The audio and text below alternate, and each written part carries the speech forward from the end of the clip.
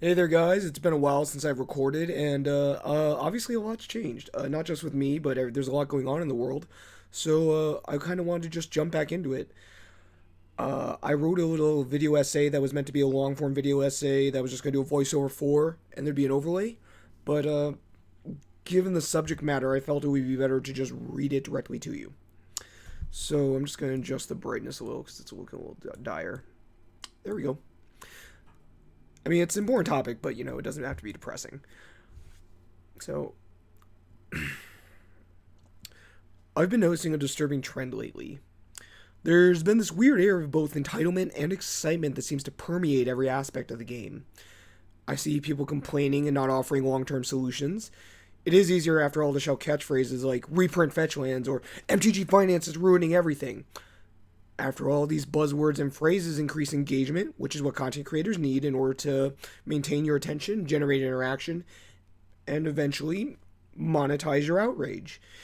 It is, after all, part of the circle of hype, and it moves us all.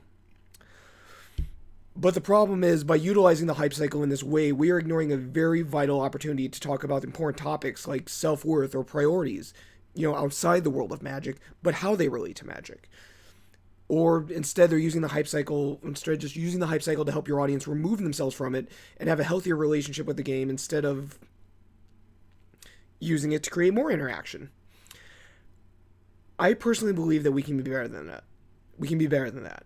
Us, the consumers, and content creators, and even WotC themselves. So we need to look at why things are the way they are and how these things happen. Not all products are meant for you. The phrase, not all products are meant for you, has become a rallying cry for the community, and especially content creators. Inherent in that statement is an almost challenge, which I believe is intentional.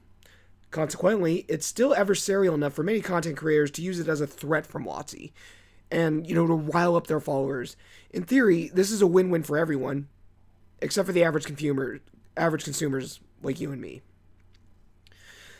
It's a win for the company because by challenging your ability to desire it, people, especially us Westerners, in case you didn't know, don't like being told that they can't have something. It's like an inherent reflex our minds have. This feeling is further exacerbated by the fact it feels like we're being excluded, so it hits us on an emotional level as well. Magic the Gathering is, after all, meant to be a game based on community. I mean, gatherings in the name, so statements like that defy our perception of how the game should be. Just a second.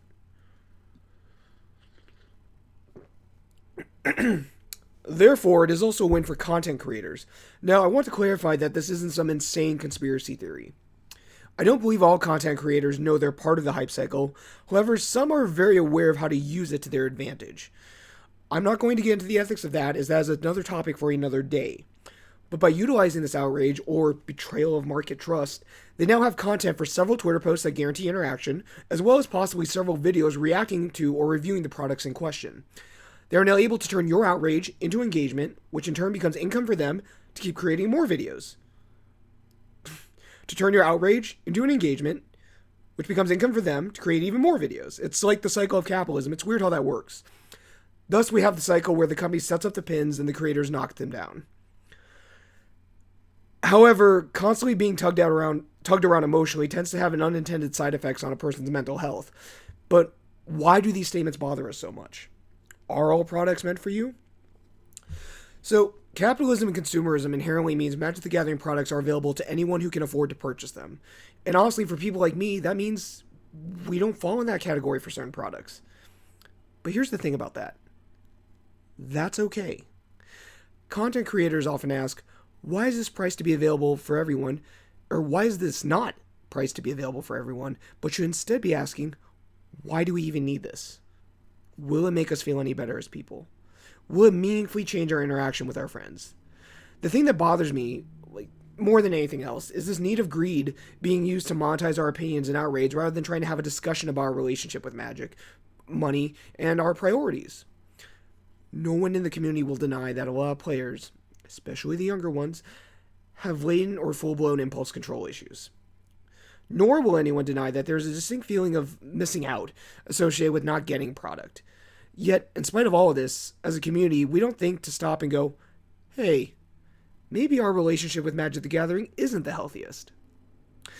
The question isn't whether or not the product is meant for us. Rather, the question we should be asking is, Why does it bother us? Is it because it's unfair?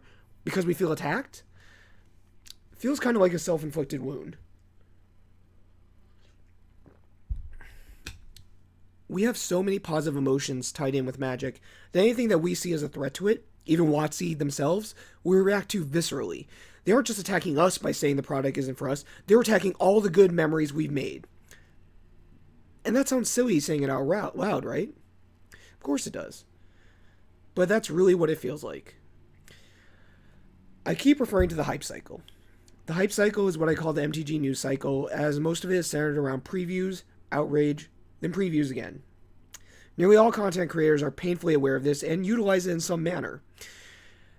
They now never run out of content to discuss, and as Keith David, Elroy Potashnik and community put it, you tap the gas because why tap the brakes?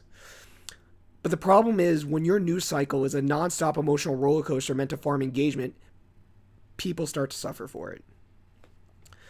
At this point, I wanted to put a personal story, but I realized that anecdote really masks what I want to say and what needs to be said to each individual player who feels like they're missing out or feels like they're not good enough because they can't buy a product. You have value as a person. Your worth isn't determined by having a particular version of the card or having the card at all. There is no product that Wizards can make that will take away your friends or the good memories you've made. No one will leave you behind because you don't have the newest cards. We are a community based on playing and growing together. You matter.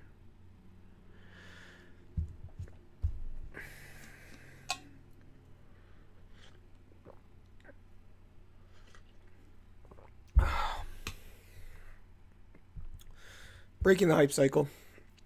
More than anything, I want us to break the hype cycle. So many people post how tired they are, feeling like they're running around a hamster wheel but don't know how to get out. Whether it's card prices or the health of a format or putting too much faith in somebody you looked up to, it feels terrible, as if an actual grindstone is slowly milling away at your emotional willpower. Now, the answer seems simple. Divorce yourself from the idea that Magic must cater to our whims. Look at people like Karens, if you will, who have the same attitude in public and laugh at them. Yet there are... Just a second. Yet there are entire content brands built around demanding things of Wizards in the same fashion. It's okay to desire things. It's okay to be excited, and yes, it's even okay to be upset when you can't get it. Demanding the world bend to your will belies this weird implied sense of entitlement, a sense that many content creators know all too well and can manipulate to stoke those fires of jealousy until they burn bright. But again, is that really... The thing with fire is you need to be careful with it, otherwise you'll get burned. Well, the answer to it is simple. The means by which you attain it are based on each individual.